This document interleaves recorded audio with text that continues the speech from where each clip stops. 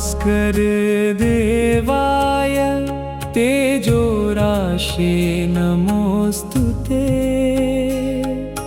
लोकदीप नमस्तुभ्यं जीवनाय नमो नमः। उदयाचल संभूत दिव्यरश्मि दयामय भक्तहृदय निलय सूर्यदेव नमोस्तुते।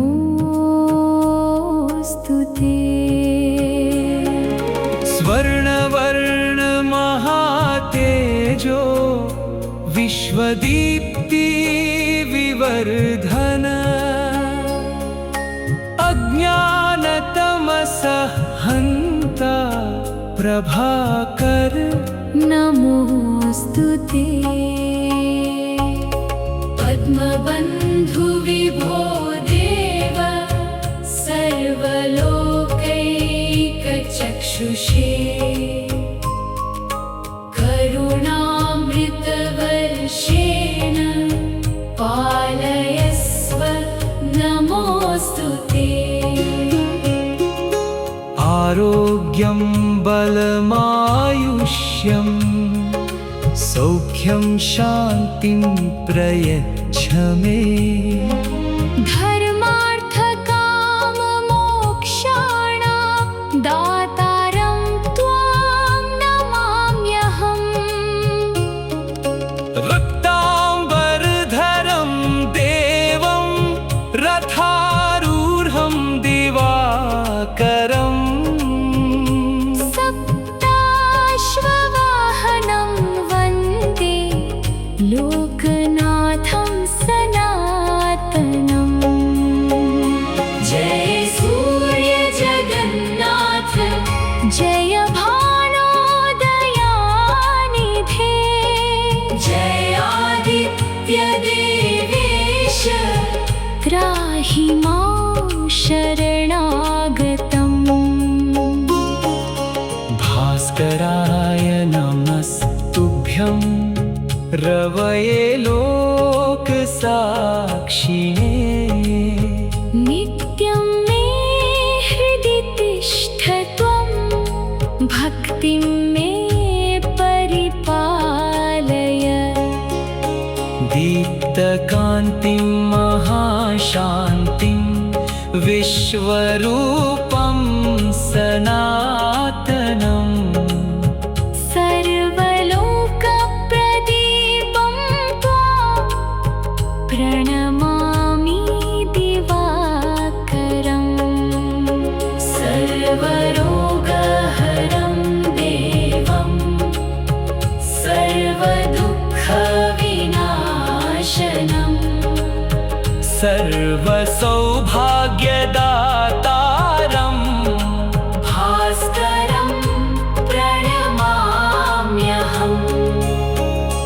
भक्तवत्सल देवेश करुणासागर प्रभो प्रसीद मयि नित्यं त्वं त्राहि मां भयसागरा। वेदवन्द्यं जगन्नाथं तपोमूर्तिं दयापरं ज्ञानभक्तिप्रदातारं सूर्यदेवं नमाम्यहम्। रश्मिजालसमायुक्तं दिव्यतेजो विभूषितं हृदये मे सदा तिष्ठ भानो। लोकनमस्कृत आयुर्देहि यशो देहि विद्यां देहि दिनेश्वर।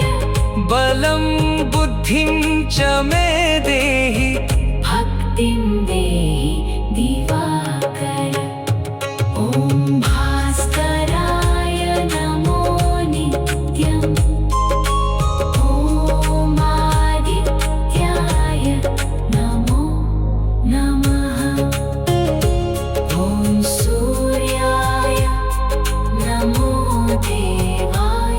प्रसन्नो भव सर्वदा।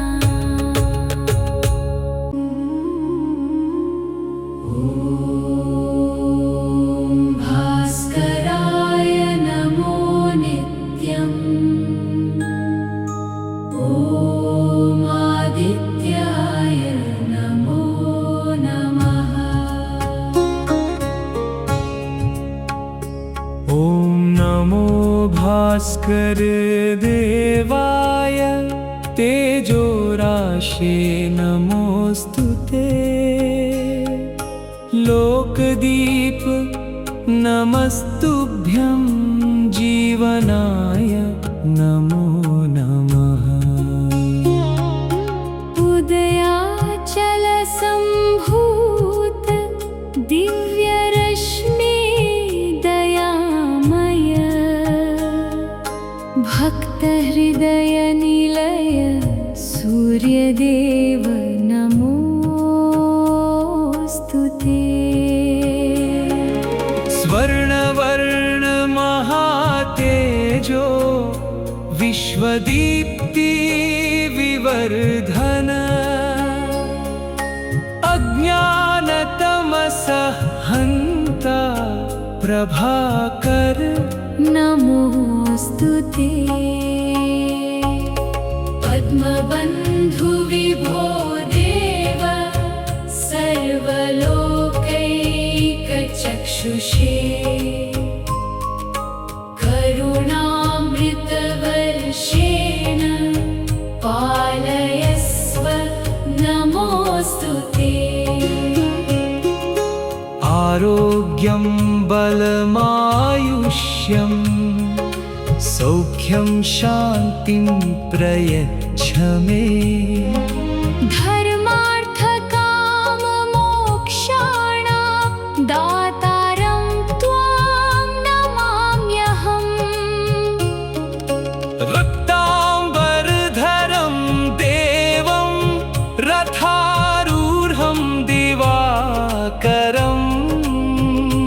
सप्ताश्ववाहनं वन्दे लोकनाथं सनातनम्। जय सूर्य जगन्नाथ जय भानोदयानिधे। जय आदित्य देवेश त्राहि मां शरणागतम्। भास्कराय नमस्तुभ्यं रवये लोकसाक्षिणे। नित्यं मे हृदि तिष्ठ त्वं भक्तिं मे परिपालय। दीप्तकान्तिं महाशान्तिं विश्वरूपं सनातनम्। सर्वलोकप्रदीपं त्वां प्रणमामि दिवाकरम्। सर्वरोगहरं देवं सर्वदुःखविनाशनम्। सर्वसौभाग्यदातारं भास्करं प्रणमाम्यहम्। भक्तवत्सल देवेश करुणासागर प्रभो। प्रसीद मयि नित्यं त्वं त्राहि मां भयसागरा। वेदवन्द्यं जगन्नाथं तपोमूर्तिं दयापरं। ज्ञानभक्तिप्रदातारं सूर्यदेवं नमाम्यहम्। रश्मिजालसमायुक्तं दिव्यतेजो विभूषितम्। हृदये मे सदा तिष्ठ भानो। लोकनमस्कृत आयुर्दे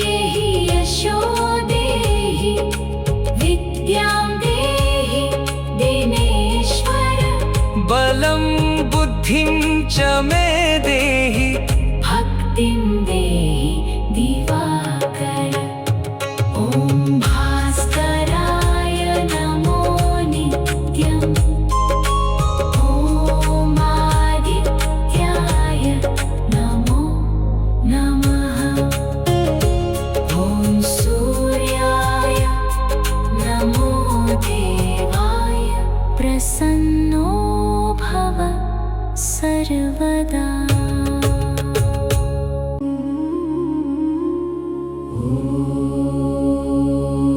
भास्कराय नमो नित्यम्। ॐ आदित्याय नमो नमः। ॐ नमो भास्कर देवाय तेजोराशे नमोस्तुते। लोकदीप नमस्तुभ्यं जीवनाय नमो नमः। उदयाचल सम्भूत दिव्यरश्मि दयामय। भक्तहृदय निलय सूर्यदेव नमोस्तुते।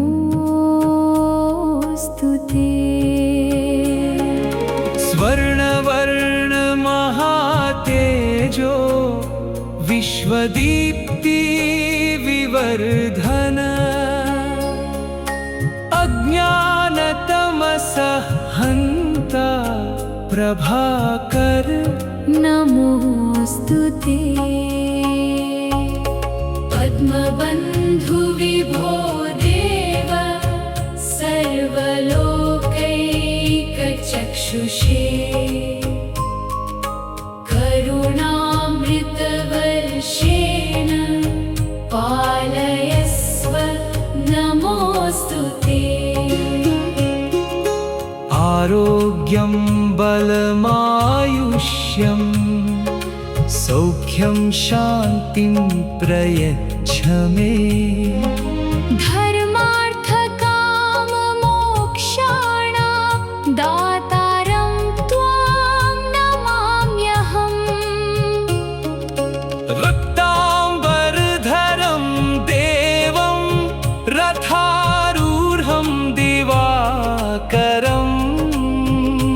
सप्ताश्ववाहनं वन्दे लोकनाथं सनातनम्।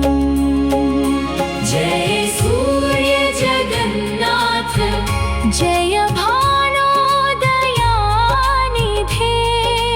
जय आदित्य देवेश त्राहि मां शरणागतम्। भास्कराय नमस्तुभ्यं रवये लोकसाक्षिणे। नित्यं मे हृदि तिष्ठ त्वं भक्तिं मे परिपालय। दीप्तकान्तिं महाशान्तिं विश्वरूपं सनातनम्। सर्वलोकप्रदीपं त्वां प्रणमामि दिवाकरम्। सर्वरोगहरं देवं सर्वदुःखविनाशनम्। सर्वसौभाग्यदातारं भास्करं प्रणमाम्यहम्। भक्तवत्सल देवेश करुणासागर प्रभो। प्रसीद मयि नित्यं त्वं त्राहि माम्। भयसागरा। वेदवन्द्यं जगन्नाथं तपोमूर्तिं दयापरं। ज्ञानभक्तिप्रदातारं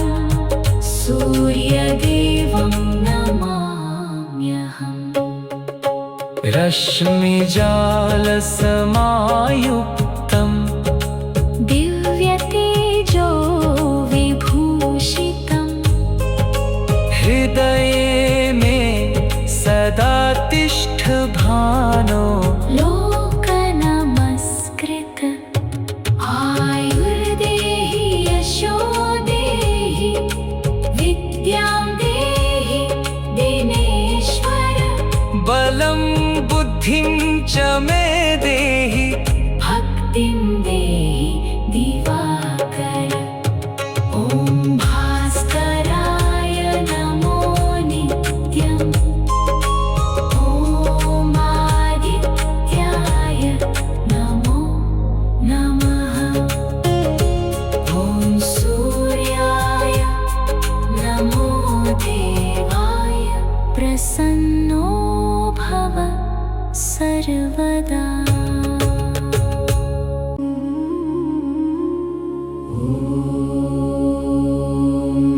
भास्कराय नमो नित्यम् ॐ आदित्याय नमो नमः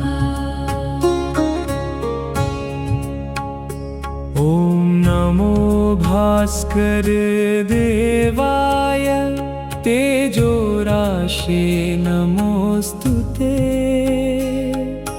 लोकदीप नमस्तुभ्यं जीवनाय नमो नमः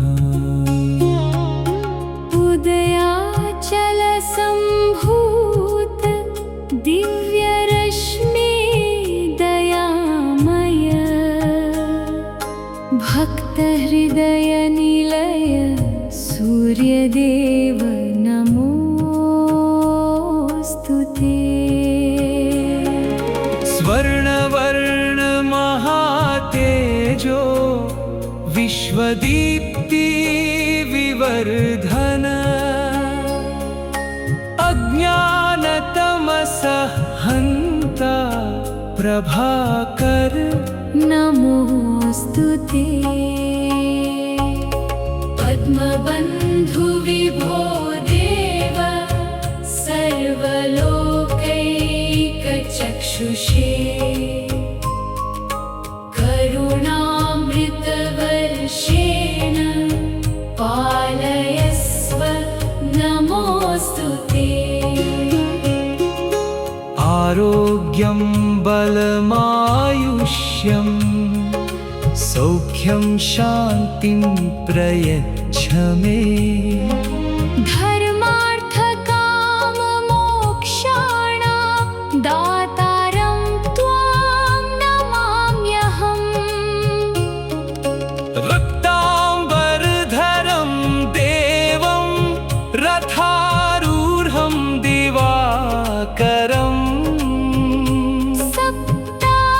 सप्ताश्ववाहनं वन्दे लोकनाथं सनातनम् जय सूर्य जगन्नाथ जय भानोदयानिधे जय आदित्य देवेश त्राहि मां शरणागतम् भास्कराय नमस्तुभ्यं रवये लोकसाक्षिणे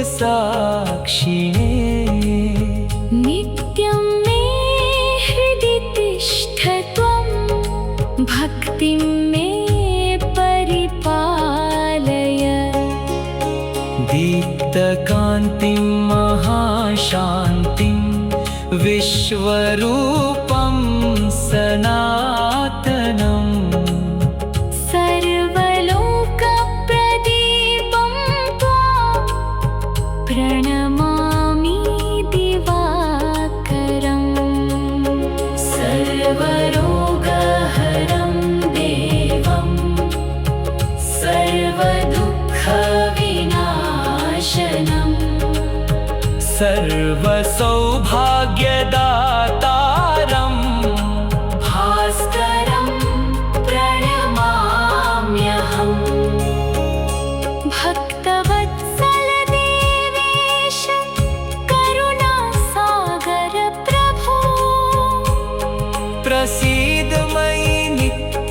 त्वं त्राहि माम् भयसागरा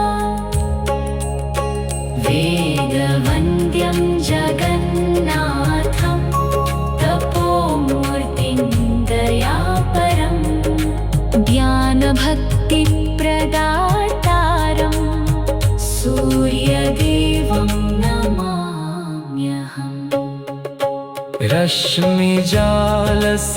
रश्मिजालसमायुक्तं दिव्यतेजो विभूषितं हृदये मे सदा तिष्ठ भानो लोकनमस्कृत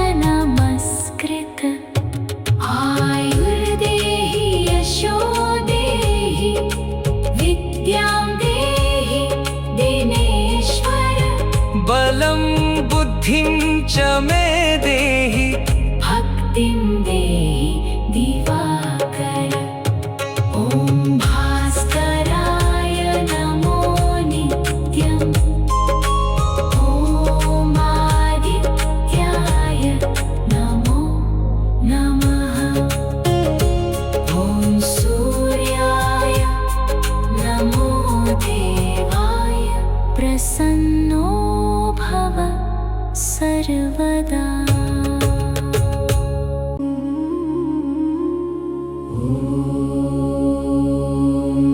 भास्कराय नमो नित्यम् ॐ आदित्याय नमो नमः ॐ नमो भास्कर देवाय तेजोराशे नमोऽस्तु ते लोकदीप नमस्तुभ्यं जीवनाय नमो नमः उदयाचलसम्भूत दिव्यरश्मि दयामय भक्तहृदयनिलय सूर्यदेव नमोऽस्तु ते स्वर्णवर्ण महातेजो विश्वदीप्ति विवर्धन अज्ञानतमसः हन्ता प्रभाकर नमोऽस्तु ते पद्मबन्धु विभो देव सर्वलोकैकचक्षुषे करुणामृतवर्षेण पालयस्व नमोऽस्तु ते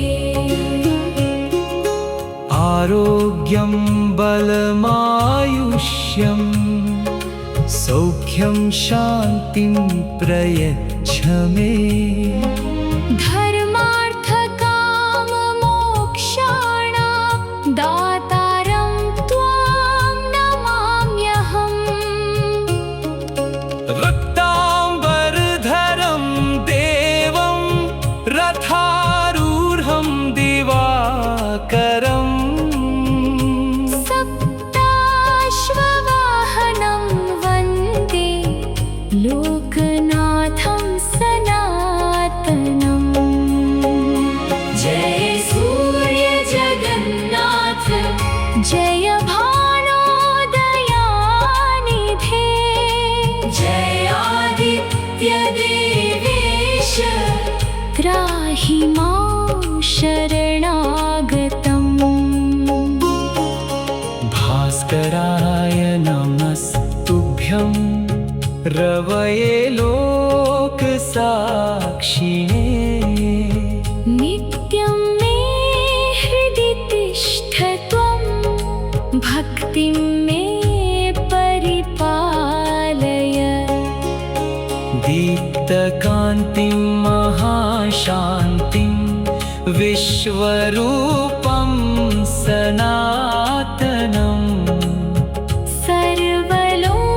सर्वलोकप्रदीपं त्वां प्रणमामि दिवा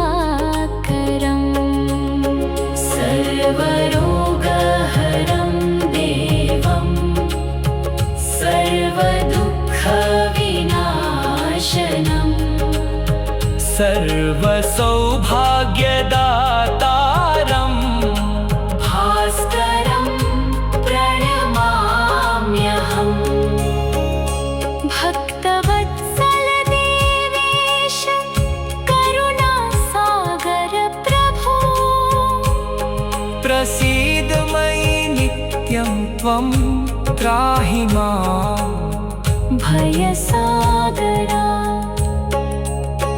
वेदवन्द्यं जगन्नाथं तपोमूर्तिं दयापरं ज्ञानभक्तिप्रदातारं सूर्यदेवं नमाम्यहम् रश्मिजालसमायुक्तं